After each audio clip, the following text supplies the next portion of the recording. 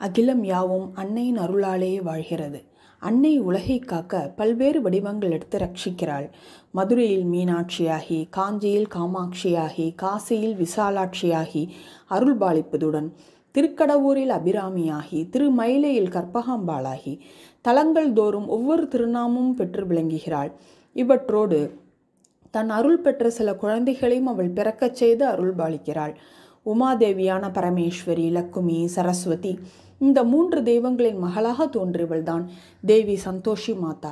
தன்னை தொழுபவர்களை சந்தோஷமாக வைப்பவள். ஆதலால் முத்தேவியும் ஐங்கரனும் அந்த பெயரை சூட்டினார்கள். சந்தோஷி மாதா குலமங்கையர் தொழ வேண்டிய குலவிளக்கு. விரத மகிமையை உலகிற்கு உணர்த்திய வெற்றி தெய்வம் இவள்.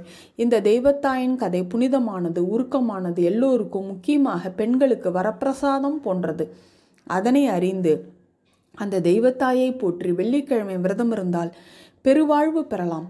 ஆவணி மாதம் பௌர்ணமி நன்னாள் வடதேசம் எங்கும் தங்கள் சகோதரர்களுக்கு சகல மங்களமும் உண்டாக வேண்டும் என்று சகோதரிகள் ரட்சைகள் கட்டும் ரக்ஷாபந்தன பெருவிழா நடக்கிறது. ஒவ்வொருவர் வீட்டிலும் குதூகூலம், ஒவ்வொருவர் உள்ளத்திலும் ஆனந்தம். மண்ணுலகில் இவ்விழா நடந்து கொண்டிருக்கும் வேளையில் விண்ணுலகில் கைலை மலையில் விநாயகப் பெருமான் தம் இடத்தில் அமர்ந்திருக்கிறார். அவர் அருளால் சித்திக்கும் புத்திக்கும் பிறந்த 2 ஆண் பிள்ளைகள் அவரை நோக்கி ஓடி வருகிறார்கள். அப்பொழுது நாரத மகா முனிவர் அங்கு வந்து சேருகிறார். ரக்ஷாபந்தனத்தின் மகத்துவம் பற்றி கூறுகிறார். உடனே அந்த பிள்ளைகள், நாங்களும் இனி ரக்ஷை கட்டி கொள்ள வேண்டும், அதற்கு எங்களுக்கும் ஒரு சகோதரி வேண்டும் என்று அடம் பிடிக்கிறார்கள்.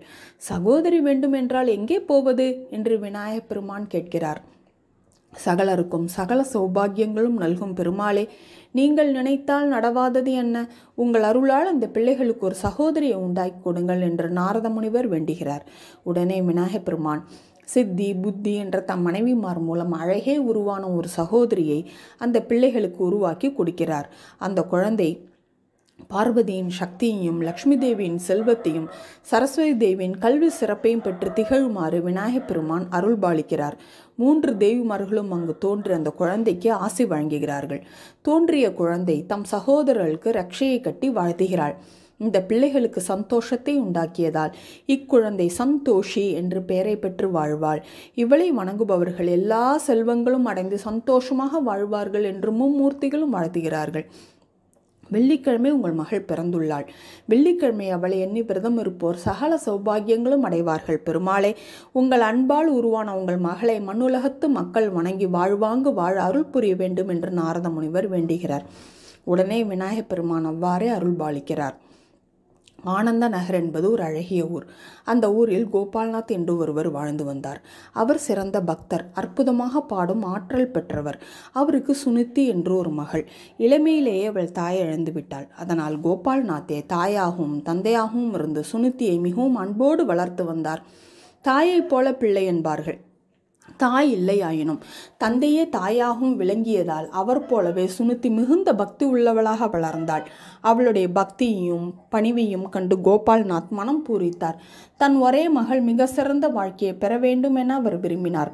அதனால் ஒரு வெள்ளிக்கிழமை அன்று சந்தோஷ் மாதாவின் படம் ஒன்றை வாங்கி வந்து மகளிடம் அதை கொடுத்து சந்தோஷ் மாதாவின் அற்புத மகிமையெல்லாம் கூறினார்.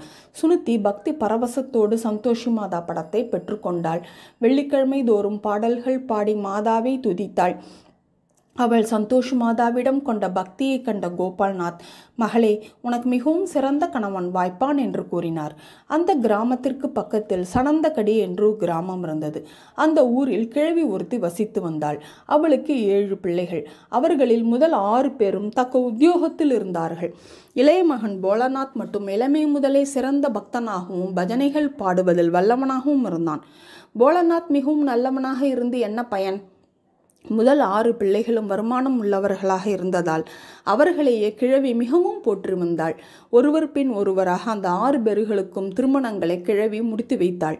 அண்ணன்மார்கள் மட்டுமல்லாமல் அவர்கள் மனைவிமார்களும் போலநாத்தை மிகவும் அலட்சியமாகவே நடத்தினார்கள். இவனுக்கு யார் பெண் கொடுக்க போகிறார்கள் என்று அவர்கள் கேலி பேசி வந்தார்கள். 6 மருமகளோடு கிழவியும் சேர்ந்து கொண்டு தான் பெற்ற மகன் போலநாத்தையே குறைவாக எண்ணத் தொடங்கினாள். போலநாத் இதையெல்லாம் ஒருபோதும் பொருட்படுத்தியதில்லை. வெள்ளிக்கிழமையானால் கோயிலுக்கு பஜனை செய்ய போய்விடுவான். அவனுக்கு அந்த வகையில் சில நல்ல நண்பர்கள் இருந்தார்கள். இதனால் வெளியில் போலநாத்துக்கு மிகவும் நல்ல பெயர் இருந்து வந்தது. ஒரு வெள்ளிக்கிழமையன்று கோபால்நாத் தன் வீட்டு முற்றத்தில் அமர்ந்து ராமாயணம் படித்து கொண்டிருந்தார். சுனிதி சந்தோஷ் மாதாவுக்கு பூஜை செய்துவிட்டு தன் தந்தைக்கு பிரசாதங்கள் கொண்டு வந்து கொடுத்தாள். மகளே, நான் ராமாயணம் படித்து கொண்டிருக்கிறேன். சீதா பிராட்டியை மணக்க ராமபிரான் வந்தது போல மகா பக்தியான உன்னை மணக்கவும் ஒரு உத்தமன் வருவான் என்று கூறி அவர் ஆசிர்வதித்தார்.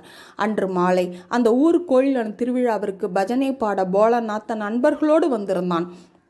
அவனது பக்தி சிரத்தியான பாடலும் ஆடலும் கோபால்நாத்தையும் சுனித்தியையும் மிகவும் கவர்ந்தன. பஜனை முடிந்ததும் கோபால்நாத் போலநாத் தன் வீட்டிற்கு அழைத்து வந்தார். போலநாத்தின் பண்பும் பணிவும் கோபால்நாத்துக்கு மிகவும் பிடித்தன. காலையில் தன் மகளிடம் ராமச்சந்திரமூர்த்தியைப் போல் கணவருவான் சொன்னது பலித்துவிட்டதென்று அவர் நினைத்தார். போலநாத்தின் தாயை கோபால்நாத் போய் பார்த்தார். தன் மகளை மருமகளாக்கி கொள்ளும்படி வேண்டினார். ஏழை பெண் என்றதும் நன்றாக வேலை வாங்கலாம் என்று முன்னர் அந்த வீட்டிற்கு வந்த 6 பேரும் நினைத்தார்கள். அவர்கள் என்னதுதானே சட்டம், அவர்கள் இந்த பெண்ணையே போலநாத்துக்கு மனம் முடித்து விடலாம் என்று கூறினார்கள். கிழவி உடனே அதற்கு உடன்பட்டாள். போலநாத்துக்கும் சுனிதிக்கும் திருமணம் அம்மனின் அருளாலும் ஸ்ரீராமரின் அருளாலும் நன்றாக நடந்தேறியது.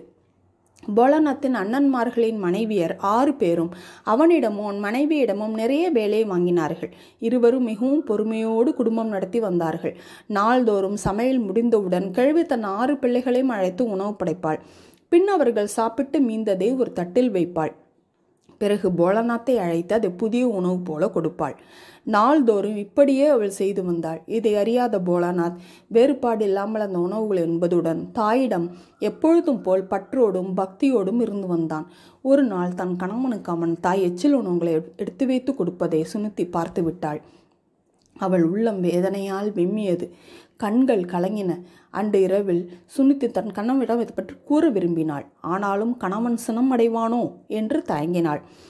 அவள் தயக்கத்தைக் கண்டு வியப்படைந்த போலநாத், எதாக இருந்தால் என்ன, தைரியமாக சொல் என்று கூறினான். அவள் அன்னை அவனுக்கு எச்சில் உணவுகளை படைப்பதை பற்றி எடுத்து கூறினாள். ஒருபோதும் என் தாய் இப்படி செய்ய மாட்டாள் என்று அவன் கூறினான்.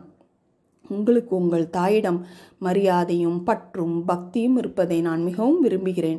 அதே சமயம் என் கணவரின் மானமும் மரியாதையும் எனக்கு முக்கியம் அல்லவா? நான் என் கண்களால் அதை பார்த்தேன். நீங்கள் ஒரு முறை பாருங்கள், உங்களுக்கு அப்பொழுதுதான் என் பேச்சில் நம்பிக்கை ஏற்படும் என்று சுனிதி கூறினாள். மறுநாளே இது பற்றிய உண்மையை அறிந்து கொண்டு விட வேண்டும் என்ற துடிப்பு அவனுக்கு ஏற்பட்டது. அவன் நினைத்ததற்கேற்ப மறுநாள் பெரிய பண்டிகை. எனவே பல வகை தின்பண்டங்கள் செய்தார்கள். தன் எண்ணத்தை செயலாக்கி கொள்ள நினைத்த போலநாத் வயிற்று வலி என்று கூறிவிட்டு சமையல் கட்டின் ஒரு மூலையில் படுத்து கொண்டான். போர்வையை வேறு இழுத்து போர்த்தி கொண்டான். வழக்கம் போல் கிழவி தன் 6 பிள்ளைகளையும் அழைத்து உணவு படைத்தாள். பின் அவர்கள் சாப்பிட்டு மீந்ததை ஒரு தட்டில் வைத்தாள். பிறகு போலநாத் படுத்திருந்த இடத்திற்கு சென்றாள். தட்டி எழுப்பினாள். தூங்குவது போல படுத்திருந்த அவனும் எழுந்தான். சாப்பிடு என்ற அன்போடு கூறுபவள் போல் நடித்தாள். தாயின் ஓரவஞ்சனையான செயல்களை கண்ட போலநாத் மிகுந்த வேதனை அடைந்தான். துயரத்தால் அவன் மனம் குன்றியது. நாம் சம்பாதிக்காததானே இந்த நிலைக்கு காரணம் என்று மனம் புழுங்கினான். தன் மனைவி சொன்னது முற்றிலும் உண்மை என்பதை உணர்ந்தான். தாயிடம் அவனுக்கு கடுமையான வெறுப்பு ஏற்பட்டது. ஆயினும் பெற்றவள் என்பதால் பெரும் மரியாதையை வைத்து அவன் தன் வெறுப்பை வெளியே காட்டவில்லை. அம்மா, எனக்கு தான் வயிற்று வலி என்று சொன்னேனே, சாப்பாடு வேண்டாம் என்று கூறினான். ஒப்புக்குத்தானே அவள் சாப்பாடு போடுகிறாள், உண்மையாகவா போடுகிறாள்? எனவே அவன் வேண்டாம் என்று கூறியதும் அவள் சாப்பாட்டு தட்டை எடுத்துக்கொண்டு புறப்பட்டாள். அம்மா என்று போலநாத் அழைத்தான். என்ன என்று தாய் கேட்டாள். அம்மா, நான் நாளை வெளியூர் போகலாம் என்றிருக்கிறேன் என்று கூறினான்.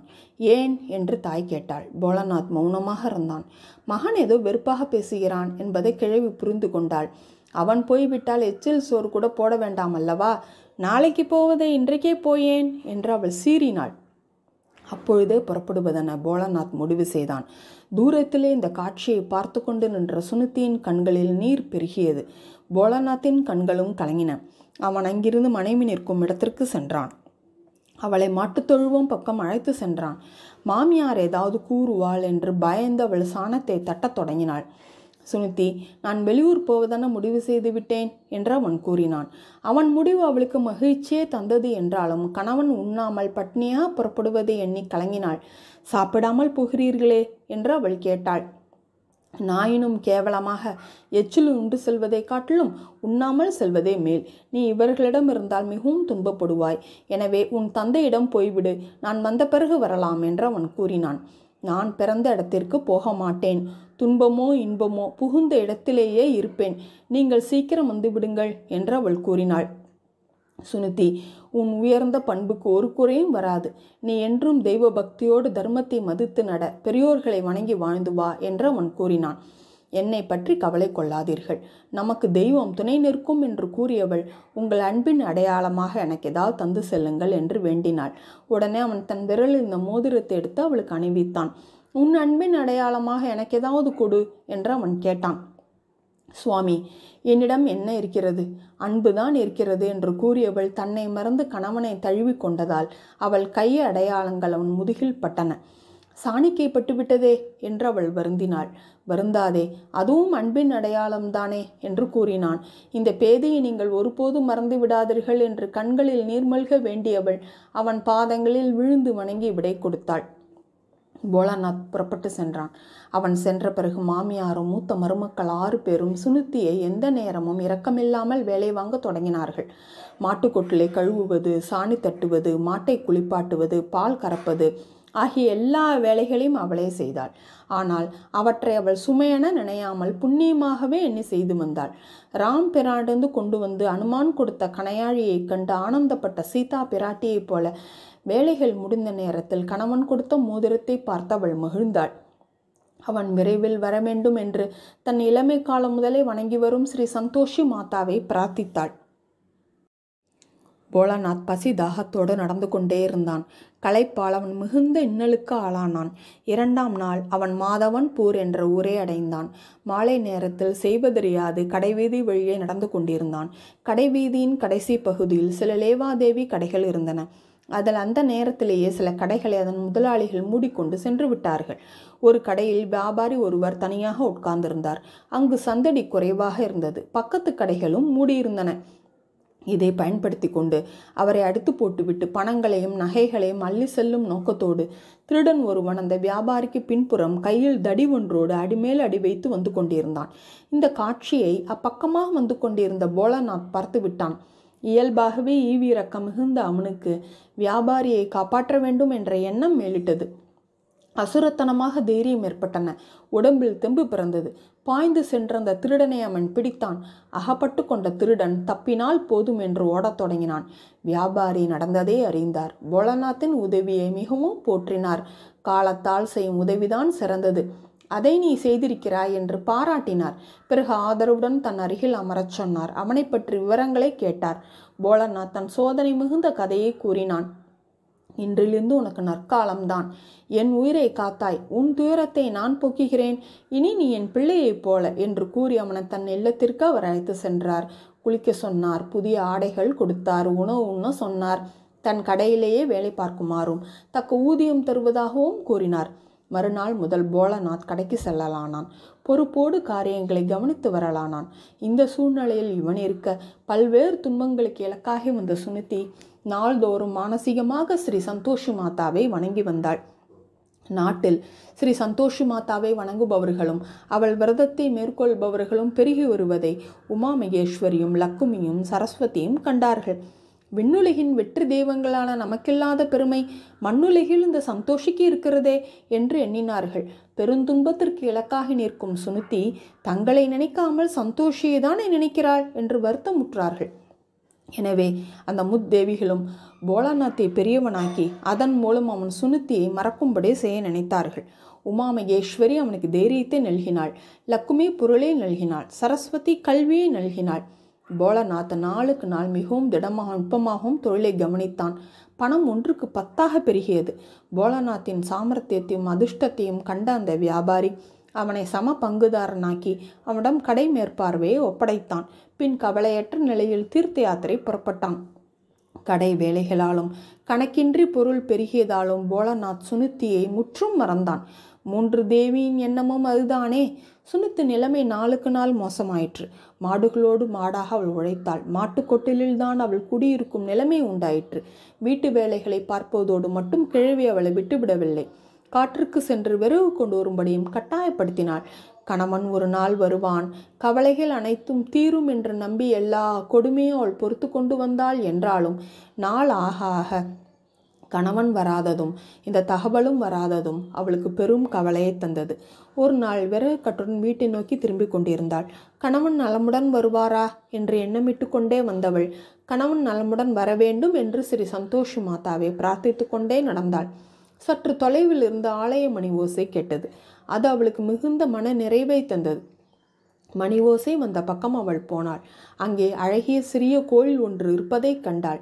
விறகு கட்டை ஒரு ஓரமாக வைத்து விட்டு உள்ளே சென்றாள். அங்கே ஒரு பெண் கதை படித்து கொண்டிருந்தாள். அவளை சுற்றி சில பெண்கள் உட்கார்ந்து கதை கேட்டுக்கொண்டிருந்தார்கள்.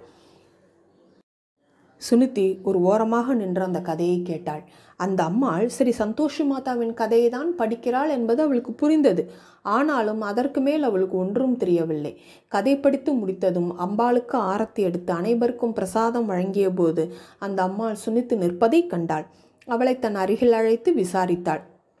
விறகு வெட்ட வந்தவள், மணி ஓசை கேட்டு இங்கு வந்தேன், நீங்கள் என்ன செய்கிறீர்கள் என்று அவள் கேட்டாள். நாங்கள் அனைவரும் சந்தோஷி மாதா விரதத்தை எடுத்துக்கொண்டிருக்கிறோம் என்று அந்த அம்மாள் கூறினாள். எனக்கு சந்தோஷி மாதா கதை தெரியும், ஆனால் விரதம் எடுக்கும் விவரங்கள் தெரியாது.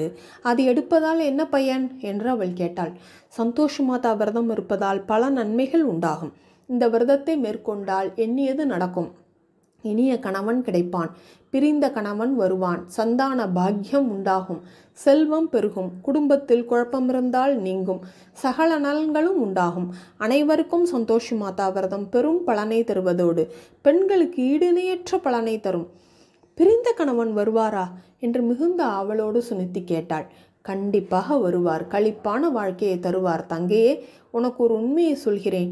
உமாமகேஸ்வரியான ஆதி பராசக்தியால் மனோ வலிமை பெருகும், லக்ஷ்மியால் செல்வம் சிறக்கும், சரஸ்வதியால் கல்வி உயரும். ஆனால் குடும்பத்தில் கணவன் மனைவியர்க்கும் இடையே சந்தோஷம் பெருகுவது சந்தோஷி மாதாவாலே நடக்கும். 3 தேவியர்கள் அருளை பெற்று பிறந்தவள்தான் இந்த சந்தோஷி மாதா என்றாலும் அவளுக்கே இந்த சக்தி உரியதாக விளங்குகிறது என்று அந்த பெண் கூறினாள். சந்தோஷி மாதாவின் கதையை கேட்டு பக்தி பரவசத்திற்கு ஆளான சுனிதி, அன்பு சகோதரி, தயவு செய்து சந்தோஷி மாதா விரதம் பற்றி விவரங்கள் கூறினீர்களானால் எனக்கு மிகவும் உதவியாக இருக்கும் என்று கூறினாள். அந்த பெண் விரதம் மேற்கொள்ளத்தக்க விவரங்கள் கூறினாள். கோயிலுக்கு சென்று தாயை வணங்கிவிட்டு வீட்டிற்கு வரும் வழியிலேயே சந்தோஷ் மாதா விரதத்தை எடுத்துக்கொள்வதென்ற முடிவிற்கு சுனித்தி வந்தாள். விரதம் செய்வதற்கென்று மாட்டுக்கொட்டிலுக்கு பக்கத்தில் அவள் ஒரு இடத்தை தேர்ந்தெடுத்தாள். அடுத்து வந்த வெள்ளிக்கிழமையன்று நீராடினாள். சந்தோஷ் மாதா படம் ஒன்றை பீடத்தின் மீது வைத்தாள். வறுத்த கடலையும் வெல்லமும் வாங்கி வந்தாள். அந்தி பொழுது வந்ததும் விளக்கை ஏற்றினாள். கலசத்தில் நீரை ஊற்றி தேங்காயை வைத்தாள். மாதாவின் பெயரை சொல்லி சங்கல்பம் செய்து கொண்டாள். தன் கணவன் விரைவில் வர வேண்டும், குடும்பத்தில் நிம்மதி பெருக வேண்டும் என்று பூரிப்போடு பிரார்த்தித்தாள். பிறகு பூஜை செய்து பிரசாதத்தை உண்டாள். ஒவ்வொரு வெள்ளிக்கிழமையும் சுனித் தவறாமல் விரதம் இருந்து வந்தாள். அவள் பக்திக்கு மாதா இறங்கினாள். உமா மகேஸ்வரியான ஆதி பராசக்தி, லக்ஷ்மி, சரஸ்வதி இவர்கள் ஒன்று கூடி செய்த முடிவின்படி போலாநாத் சுனித்தியை மறந்திருந்தான். இப்பொழுது சந்தோஷமாரலால் மீண்டும் அவனுக்கு மனைவியின் நினைவு வந்தது.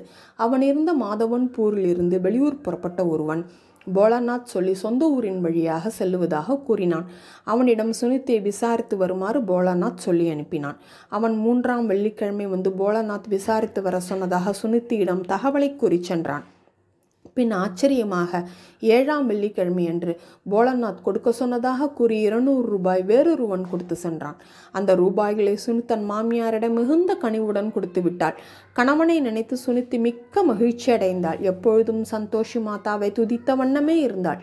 அவள் மிகவும் துயரப்பட்டு கொண்டிருந்த பொழுதே அவள் மீது பொறாமைப்பட்டவர்கள் சந்தோஷப்படுகிறாள் என்றால் எப்படி சும்மா இருப்பார்கள்? மிகவும் பொறாமைப்பட ஆரம்பித்தார்கள். இழிவாக பேசினார்கள், கொடுமையாக நடத்தினார்கள். இவற்றையெல்லாம் சுனித்தி பொறுமையாக சகித்து கொண்டாள். அரக்கலிடம் அகப்பட்ட சீதாதேவி எவ்வாறு ராமபிரானை நினைத்து கொண்டு சகல துன்பங்களையும் பொறுத்து கொண்டாளோ அதே போல சந்தோஷ் மாதாவின் கோயிலுக்கு சென்றாள். அவள் பாதங்களை பற்றி கொண்டாள். தாயே, உன்னை நான் பொன் வேண்டும், பொருள் வேண்டும் என்றா கேட்கிறேன்? என் கண் கண்ட தெய்வம் கணவன் வேண்டும் என்றுதானே மன்றாடுகிறேன். அவரோடு சேர்ந்து வாழும் பாக்கியம் வேண்டும் என்றுதானே கெஞ்சுகிறேன் என்று வேண்டினாள். சந்தோஷி மாதா மனம் இறங்கினாள். தூங்கிக் கொண்டிருந்த பொழுதே போலாநாத்தின் கனவில் தோன்றினாள். மகனே, நீ இங்கு சுகமாக இருக்கிறாய். ஆனால் மனைவி அங்கு பெரும் துன்பங்களுக்கு ஆளாகி தவிக்கிறாள். உனக்கு பணம், காசு, நவரத்தனங்கள் இவைகள் சொத்தாக இருக்கலாம். ஆனால் கற்புடைய பெண்ணுக்கு கணவன்தான் சகல சொத்து. உன் வரவுக்காக அந்த உத்தமி ஒவ்வொரு கணமும் ஏங்குகிறாள். நீயோ இங்கு கவலை இல்லாமல் தூங்குகிறாய். நீ உடனே அவளிடம் செல்வாயாக என்று தூண்டினாள். கொடுத்த பணங்கள் வசூலாகாமல் இருக்கின்றன. முதலாளியோ ஊரில் இல்லை. நான் எப்படி உடனே போக முடியும் என்று போலநாத் கேட்டான். மகனே, மனமிருந்தால் மார்க்கமாயில்லை. நாளை முதல் காலையில் நீராடிவிட்டு சந்தோஷி மாதாவான என் நாமத்தை கூறி நெய்விளக்கேற்றி விழுந்து வணங்கி பிரார்த்தனை செய். விரைவிலேயே உன் எண்ணம் பலிதமாகும் என்று கூறி தாய் மறைந்தாள். மறுநாள் எழுந்து இரவு கண்ட கனவை பற்றி மற்றவர்களிடம் அவன் கூறினான். அவர்கள் கனவு உண்மையாகுமா என்று கூறி அவனை கேலி செய்தார்கள். என்றாலும் முழு நம்பிக்கையுடன் அவன் சந்தோஷி மாதாவை முறைப்படி துதித்தான். பின்பு கடையில் அமர்ந்தான். வசூலாக வேண்டிய தொகைகள் ஆச்சரியமாக வசூலாயின. யாத்திரை சென்றிருந்த முதலாளி எதிர்பாராத நிலையில் வந்து சேர்ந்தார். அவன் ஊருக்கு போக விரும்புவதை அறிந்து பெரும் பணமும் ஏராளமான பொருள்களும் கொடுத்தார். போலநாத் ஊரை நோக்கி புறப்பட்டான். வழக்கம் போல காற்றுக்கு செல்லும் பொழுதெல்லாம் தாயின் கோயிலில் உட்காரும் சுனிதிக்கு தாயின் அரவணைப்பில் கிடைக்கும் ஆனந்தமே ஏற்பட்டு வந்தது. அந்த சமயத்தில் ஆகாயத்தில் அவள் தூசி எழுவதை கண்டாள். இது எக்காரணத்தால் ஏற்படுகிறது என்று மாதாவை நோக்கி கேட்டாள். மகளே, உன் கணவன் வந்து கொண்டிருக்கிறான். கொண்டு வந்துள்ள விறகுகளை 3 கட்டுகளாக கட்டி ஒன்றை நதிக்கரையில் வைத்துவிடு. யாத்ரீகர்கள் அதை பயன்படுத்துவார்கள். உனக்கு நன்மைகள் பெருகும். 2வது கட்டை என் கோயிலிலே வை. வரும் உன் கணவன் இங்கு தங்கி உணவு தயாரித்து உண்டு பின்பு வருவான். இன்னொரு கட்டை நீ சுமந்து செல். உன் கணவன் வந்து வீட்டிற்குள் உள்ளே செல்லும் சமயம் பார்த்து விறகு சுமையை போட்டுவிட்டு, மாமி, நாள்தோறும் கொண்டு வருவது போலவே இன்றும் விறகு கொண்டு வந்திருக்கிறேன். வழக்கமாக கொடுக்கும் தவிட்டு ரொட்டியும் கொட்டாங்கச்சியில் தண்ணீரையும் தாருங்கள் என்று கூறியதோடு, இன்று நம் வீட்டிற்கு யார் வந்திருக்கிறார்கள் என்று கேள். நான் சொன்னவற்றை உன் மாமியாருக்கு பயப்படாமல் தைரியமாக சொல். இதனால் உன் நிலையை கணவன் நன்கு புரிந்து கொள்வான். இதனால் உன் மீது உன் கணவனுக்கு அன்பும் அனுதாபமும் அக்கறையும் ஏற்படும் என்று மாதா கூறினாள். அன்னை கூறியபடியே விறகுகளை 3 கட்டுகளாக்கிய சுனிதி ஒன்றை ஆற்றங்கரையில் வைத்துவிட்டு இன்னொன்றை மாதாவின் கோயிலிலே வைத்துவிட்டு மற்றொன்றை தூக்கி கொண்டு ஊரை நோக்கி புறப்பட்டாள். போலநாத்தும் சுனித்து வைத்து சென்ற விறகை எடுத்து அவற்றை கொண்டு உணவு சமைத்து சாப்பிட்டு விட்டு வீட்டை நோக்கி நடந்தான். அவன் வீட்டிற்குள் நுழைந்த நேரம் பார்த்து சுனிதி வந்தாள். மாமி, நாள்தோறும் கொண்டு வருவது போலவே இன்றும் விறகு கொண்டு வந்திருக்கிறேன். வழக்கமாக கொடுக்கும் தவிட்டு ரொட்டியும் கொட்டாங்கச்சியில் தண்ணீரையும் தாருங்கள் என்று கூறியதோடு, இன்று நம் வீட்டிற்கு விருந்தாளி யார் வந்திருக்கிறார்கள் என்று கேட்டாள். உடனே கிழவி வெளியே வந்தாள். விருந்தாளியா? உன் கணவன் அல்லவா வந்திருக்கிறான். விரைவாக சென்று புதிய அணிமணிகள்லாம் அணிந்து கொள் என்று கூறி அவசரப்படுத்தினாள். இந்த நிலையில் போலநாத் வெளியே வந்தான். போலநாத்துக்கு சுனித்தியே அடையாளமே தெரியவில்லை. யாரோ வேலைக்காரி என்று முதலில் நினைத்து விட்டான். தான் வெளியூர் புறப்படும் பொழுது அவள் கையில் அணிவித்த மோதிரம் அவன் பார்வையில் பட்டது. உடனே சுனித்திக்கா இந்த நிலை என்று எண்ணி கலங்கினான். கிழவி செய்வதறியாது திருடியைப் போல விழித்தாள். பிறகு சுனித்தியை பற்றி தவறாக சொல்ல முயன்றாள். போலநாத் அதை நம்புவானா? பெற்ற மகனான தனக்கே எச்சிலுணவு படைத்தவளாயிற்றே என்று எண்ணிய அவள் பேச்சை பொருட்படுத்தாமல் வேறொரு வீட்டுச்சாரிடம் பெற்றுக்கொண்டவன் மனைவி அழைத்து கொண்டு அங்கே சென்றான். அவளை அன்போடு தழுவி ஆறுதல் கூறினான். கண்களில் விழுந்த நீரை துடைத்தான். ஸ்ரீ சந்தோஷி மாதாவின் அருளால் நாம் ஒன்று சேர்ந்து விட்டோம். இனி சகல சௌகரியங்களோடும் வாழ்வோம் என்று கூறினான். அந்த வீடு அரண்மனை போல ஆயிற்று. ஆனந்தமாக அவர்கள் அதில் வாழத் தொடங்கினார்கள். ஒரு நாள் விரத மகிமையை எடுத்துரைத்தாள். அவனும் விரத மகிமையை உணர்ந்தான். நிறைவு செய்ய உடன்பட்டான். ஒரு வெள்ளிக்கிழமை அன்று விரதத்தை நிறைவு செய்ய சிறப்பான ஏற்பாடுகளை சுனித்தி செய்தாள். விருந்திற்கு மைத்துனர் பிள்ளைகளை சாப்பிட அழைத்தாள். விருந்திற்கு வந்த பிள்ளைகள் இனிப்பை அதிகமாக தின்றுவிட்டோம், புளிப்பு பண்டம் ஏதாவது கொடுங்கள் என்று அடம் பிடித்தார்கள். சுனித்தி அவர்களை சமாதானப்படுத்தினாள். பிறகு தட்சிணை பணம் வேண்டும் என்று அந்த பொல்லாத பிள்ளைகள் கேட்டார்கள். தட்சிணை பணம் கொடுக்கக்கூடாது என்பதை மறந்துவிட்ட சுனித்தி உடனே அவர்களுக்கு தட்சிணை பணம் கொடுத்தாள். அதை வாங்கி அந்த பையன்கள் உடனே பணம் கொடுத்து புளியம்பழம் வாங்கி வந்து சுனித்தி உத்தியாபனம் செய்த இடத்திலேயே சாப்பிட்டார்கள். இதனால் சுனித்தி பெரும் பயத்திற்கும் கலக்கத்திற்கும் ஆளானாள். இந்த நிகழ்ச்சிக்கேற்ப மறுநாள் அவ்வூர் அரசனிடம் போலநாத்தை அழைத்து சென்றார்கள். உன் கணவன் வெளியூரில் பொருட்களை திருடி கொண்டு வந்து விட்டான். அதனால்தான் அரசர் அழைத்து போயுள்ளார். சரியான தண்டனை கிடைக்கும் என்று சுனித்தின் மைத்துன்மார் மனைவிகளும் பெரிதும் பயமுறுத்தினார்கள். திக்கற்றவர்களுக்கு தெய்வம்தானே துணை. திக்கற்ற நிலையை அடைந்துவிட்டோமே, கணவனுக்கு என்ன நேருமோ என்று கலவரத்திற்கு ஆளான சுனித்தி சந்தோஷி மாதாவின் கோயிலுக்கு சென்றாள். அவள் பாதங்களை பற்றி கொண்டாள். தாயே, நான் ஏதாவது தவறு செய்திருந்தால் மன்னித்து விடு. நான் ஒன்றும் அறியாத பேதை என்று கதறினாள். சந்தோஷி மாதா பிரசன்னமானாள். பெரும் கோபம் கொண்டு சீறினாள். மகளே, நீ என் விரதத்தை பங்கம் செய்து விட்டாய். அந்த பிள்ளைகள் பணம் கேட்டபொழுது நீ கொடுத்திருக்க கூடாது. கொடுத்ததால் தானே புளிப்பை தின்று விரதத்தின் புனிதத்தை கெடுத்து விட்டார்கள் என்று மாதா கேட்டாள். தாயே, நான் அறியாமை நிறைந்தவள். உன் விரதத்தை செய்கிற அளவுக்கு ஞானமில்லாதவள். குழந்தையின் கை கண்ணில் பட்டுவிட்டால் வெட்டியாயறிவார்கள். அதை போல பேதை நான் செய்தவற்றை பொறுத்தருள்வாயாக. மீண்டும் நான் முறைப்படி செய்து விரதத்தை முடிக்கிறேன் என்று கெஞ்சினாள். சந்தோஷி மாதா மனம் இறங்கினாள். மகளே, உன் பக்தியை மெச்சுகிறேன். உனக்கு எந்த தீங்கும் நேராது. உனக்கு நான் என்றென்றும் துணையாக இருப்பேன் என்று கூறினாள். போலநாத்தும் பெரும் மகிழ்ச்சியோடு வீடு வந்து சேர்ந்தான். பெரும் பொருள் தேடி வந்ததை சிறப்பித்து அரசன் அவனுக்கு இரத்தின மோதிரத்தை பரிசாக கொடுத்திருந்தான். சுனித்தி மைத்துன்மார் குழந்தைகள் விரதத்தை பங்கம் செய்த பற்றி எடுத்து கூறினாள். அடுத்து வந்த வெள்ளிக்கிழமையன்று விரதத்தை நிறைவு செய்ய சிறப்பான ஏற்பாடுகளை மீண்டும் செய்தாள். இந்த முறையும் புளிப்பு பண்டம் கேட்குமாறும் அவளது தட்சணைக்கு பணம் பெற்று புளியம்பழம் வாங்கி வந்து சுனித்தி உத்தியாபனம் செய்த இடத்திலேயே சாப்பிடுமாறும் அந்த பையன்களின் தாயார்கள் சொல்லி அனுப்பினார்கள். வந்த பிள்ளைகள் சந்தோஷி மாதாவின் அருளால் முதலிலேயே புளிப்பு பண்டம் கேட்டார்கள். சுனித்தி சினம் கொண்டாள். தீயாரை காண்பதும் தீது என்பது பெரியோர் வாக்கு. அப்படி இருந்தும் உறவினர் என அழைத்தோம், அவர்கள் குணத்தை காட்டிவிட்டார்களே என்று எண்ணிய சுனித்தி, இங்கு புளிப்பு பண்டம் ஏதும் இல்லை. விரும்பினால் இனிப்பை சாப்பிடுங்கள், இல்லையில் போங்கள் என்று கடிந்து கொண்டாள். அவர்கள் போய்விட்டார்கள். பிறகு பக்கத்து வீடுகளில் உள்ள பிள்ளைகளில் 8 பேரை அழைத்து வந்த சுனித்தி அவர்களுக்கு பூரி, பாயசம், பருப்பு முதலிய பொருட்களையே கொடுத்தாள். அன்று விரதம் மிக சிறப்பாக நிறைவேறியது. விரைவிலேயே சுனித்தி கருவுற்றாள். உரிய காலத்தில் அழகே உருவான ஒரு ஆண் குழந்தைக்கு தாயானாள். அன்று போலநாத் ஊர் மக்கள் அனைவருக்கும் இனிப்பு வழங்கினான். குழந்தையை எடுத்துக்கொண்டு போலநாத்தும் சுனித்தியும் சந்தோஷி மாதாவின் கோயிலுக்கு சென்றார்கள். அருளே உருவான தெய்வத்தின் காலடியில் பிள்ளையை கிடத்தினார்கள். தாயே, இந்த செல்வனுக்கு தீர்க்க ஆயுசையும் திடத்தையும் உன் மீது நீங்காத பக்தியும் நல்க வேண்டும் என்று வேண்டினார்கள். உன் நினைவாக என்றும் நாங்கள் இருக்க ஆசிர்வாதம் செய்துள்வாயாக என்று கேட்டுக்கொண்டார்கள்.